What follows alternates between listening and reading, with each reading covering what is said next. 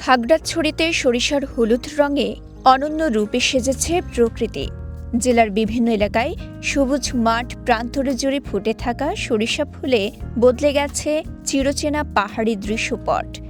পাহাড়, নদী আর হলুদ ফুলের অপূর্ব মেলবন্ধনে মুগ্ধ হচ্ছেন স্থানীয় মানুষ ও দর্শনার্থীরা। চেঙ্গি নদীর পাশে যে সবুজের সমারোহ অনেক ভালো লাগছে। সরিষার ক্ষেত আর মৌমাছিরা মধু সংগ্রহ করছে। চেঙ্গি নদীর তীর জুড়ে বিস্তৃত সরিষার হলুদ মাঠ যেন প্রকৃতির এক জীবন্ত ক্যানভাস। নদীর পাড়ে ঘেঁষা কমলছড়ি, মহালছড়ি ও পানছড়ি উপজেলার বিস্তীর্ণ এলাকায় একের পর এক সরিষা ক্ষেত চোখে পড়ে। সকালের নরম রোদে সরিষা ফুলের উপর জমে থাকা শিশির আর হালকা বাতাসে দোল খাওয়া ফুল প্রকৃতিকে করেছে আরও মোহনীয়। ফুলে জমে থাকা মধুর টানে মৌমাছির গুঞ্জন যেন এই সৌন্দর্যে নতুন মাত্রা যোগ করেছে। দূর থেকে হলুদ রঙের ঢেউ খেলানো দৃশ্য প্রকৃতিপ্রেমীদের আকর্ষণ করছে। অনেকেই ভিড় করছেন ছবি তুলতে, কেউ আবার পরিবার পরিজন নিয়ে উপভোগ করছেন এই দৃশ্য। এসে খুবই ভালো লাগতেছে।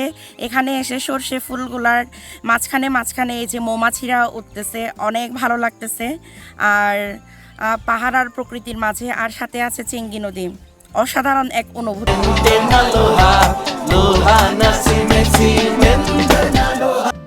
কৃষকরা জানান, এবছর আবহাওয়া অনুকূল থাকায় সরিষার ফলন বেশ ভালো হয়েছে।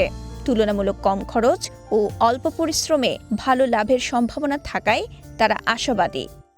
চাষ করি আমরা এখানে, এই চেঙ্গি নদী পাড়ে আমার নিজের জমিন, এখানে নিজে চাষ করি।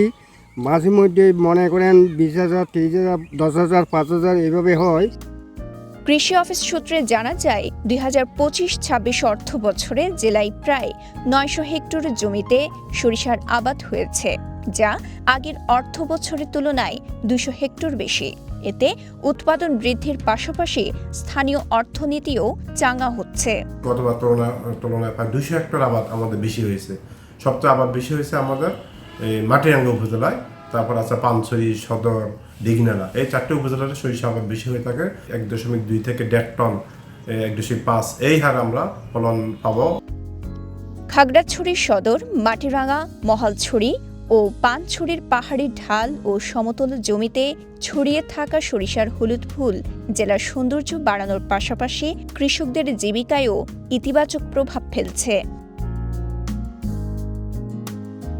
খাগড়াছড়ি থেকে খোকন বিকাশ ত্রিপুরা জ্যাকের পাঠানো তথ্যচিত্রে সাফা মারওয়া, কালের কণ্ঠ, চট্টগ্রাম।